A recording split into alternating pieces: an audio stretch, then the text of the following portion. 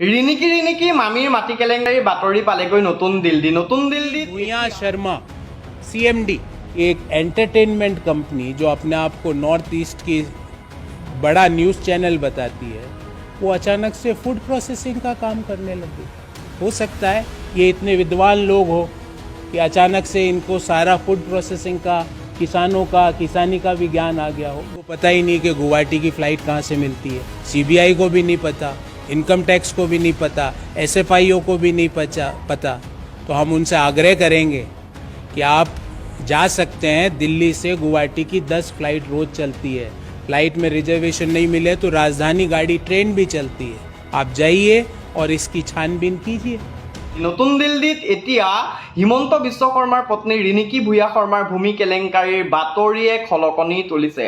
সংবাদমেল সম্বোধন কৰি বিভিন্ন দল সংগঠনে প্ৰতিক্ৰিয়া প্ৰকাশ কৰাৰ লগতে তদন্ত কৰিবলৈ CBI CID ট্ৰেইন ফ্লাইটৰ ৰাস্তা দেখুৱাই দিছে বিভিন্ন বিৰোধী দলসমূহে। এতিয়া কথাটো হ'ল, অসমৰ মুখ্যমন্ত্ৰী পৰিয়ালটোৰ প্ৰতি বাৰে বাৰে ইমান দুৰ্নীতিৰ অভিযোগৰ তথ্য উন্মোচন হোৱাৰ পিছতো কিয় আচলতে কোনো ব্যৱস্থা গ্ৰহণ নহয়? তেওঁ কেৱল মুখ্যমন্ত্ৰী কাৰণেই? এতিয়া কথাটো হ'ল, মুখ্যমন্ত্ৰী যিহেতু তেওঁ অসমৰ প্ৰতিজন জনতাৰ, প্ৰতিজন নাগৰিকৰ, গতিকে তেওঁৰ ওপৰত যেতিয়া ইমান এটা ডাঙৰ অভিযোগ আহিছে, তেওঁ পৰিয়ালৰ ওপৰত যেতিয়া ইমান ডাঙৰ অভিযোগ আহিছে, এবাৰ হয়তো তেওঁ স্পষ্টীকৰণ দিয়াৰ প্ৰয়োজন আছে যে আপোনাৰ পৰিয়ালে কেলেংকাৰী সংঘটিত কৰা নাই। যিজন মুখ্যমন্ত্ৰীয়ে দেশকৈ ফাঁকি দিব পাৰে, ক'ভিডৰ সময়ত তেওঁ PPE কিট আনিছোঁ বুলি ব্লু ডাৰ্ট বিমানৰ ফ্ৰণ্টত ৰৈ ফটো মাৰে, পিছ মুহূৰ্তত তেওঁ সংবাদ মাধ্যমৰ আগত কৈ দিয়ে ক'তা আমি একো অনাই নাছিলোঁ। গতিকে তেনেকুৱা এজন মুখ্যমন্ত্ৰীৰ পৰা আমি কিবা স্পষ্টীকৰণ আশা কৰাটো আচলতে মূৰ্খামি নে কি নাজানো। কিন্তু যিহেতু ৰাষ্ট্ৰীয় সংবাদ মাধ্যমত হিমন্ত বিশ্ব শৰ্মা আৰু হিমন্ত বিশ্ব শৰ্মাৰ পত্নীৰ বিৰুদ্ধে ইমান অভিযোগ উত্থাপন হৈছে, ইমান ভয়ানক তথ্যসহ দুৰ্নীতিৰ অভিযোগ তেওঁলোকে আনিছে, গতিকে মুখ্যমন্ত্ৰীজনে যদি স্পষ্টীকৰণ দিব নোৱাৰে, মুখ্যমন্ত্ৰীৰ পৰিয়ালটোৱে যদি স্পষ্টীকৰণ দিব নোৱাৰে, মুখ্যমন্ত্ৰীয়ে যদি স্পষ্টীকৰণ দি তেওঁ প্ৰমাণ কৰি নিদিয়ে যে আমি দুৰ্নীতি কৰা নাই, মোৰ পত্নীয়ে দুৰ্নীতি কৰা নাই অথবা মোৰ পৰিয়ালে দুৰ্নীতি কৰা নাই, তেতিয়া মুখ্যমন্ত্ৰীজন প্ৰমাণ কৰিব পাৰিব যে তেওঁ দুৰ্নীতিৰ বিৰুদ্ধে শূন্য সহনশীল।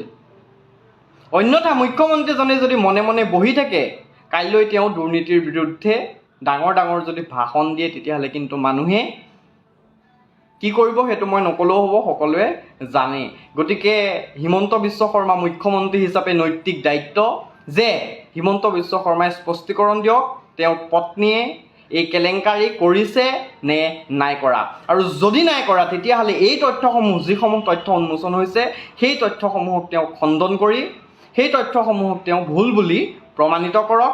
অন্যথা ইতিহাসৰ পাতত হিমন্ত বিশ্ব শৰ্মাৰ দৰে এজন অকমন্য, হিমন্ত বিশ্ব শৰ্মাৰ দৰে এজন স্বাৰ্থলোভী, হিমন্ত বিশ্ব শৰ্মাৰ দৰে এজন স্বাৰ্থপৰ মুখ্যমন্ত্ৰী অসমৰ ৰাইজে হয়তো কেতিয়াও পোৱা নাছিল আৰু ভৱিষ্যতেও নাপাব।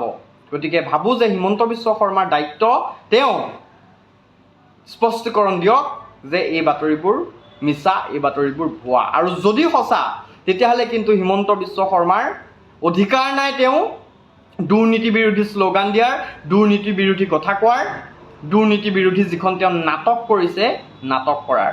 গতিকে যদি হিমন্ত বিশ্ব শৰ্মাই প্ৰমাণ কৰিবলৈ বিচাৰে যে তেওঁ দুৰ্নীতিৰ বিৰুদ্ধে সঁচাকৈ শূন্য সহনশীল, তেতিয়াহ'লে তেওঁ পৰিয়ালৰ বিৰুদ্ধে উঠা প্ৰতিটো কেলেংকাৰীৰ বিৰুদ্ধে তেওঁ তদন্ত দিয়াৰ সাহস কৰক। তাৰ বিপৰীতে তেওঁ এই কথা যদি কোনোবাই সোধে, তেওঁ কাৰোবাক ভয় খুৱাই, কাৰোবাক পেংলাই কৰি, ক্ষমতা আছে সেইকাৰণে কাৰোবাক পেংলাই কৰি, কাৰোবাক ভয় খুৱাই যদি তেওঁ নিশ্চুপ বিষয়টো আচলতে তল পেলাই ৰাখিবলৈ চেষ্টাও কৰে, কিন্তু এটা কথা মনত ৰাখি থোৱা ভাল যে সঁচা কথা বেছিদিন লুকাই নাথাকে। এদিন নহয় এদিন এইবোৰ এতিয়াই ওলাইছে অলৰেডি, কিন্তু একো একশ্যন লোৱা নাই, ল'ব পৰা নাই। কিন্তু এনেকুৱা এটা দিন আহিব যিদিনা হয়তো হিমন্ত বিশ্ব শৰ্মা ডাঙৰীয়া অথবা হিমন্ত বিশ্ব শৰ্মাৰ পৰিয়ালে থাকিবলৈ ঠাই নাপাব।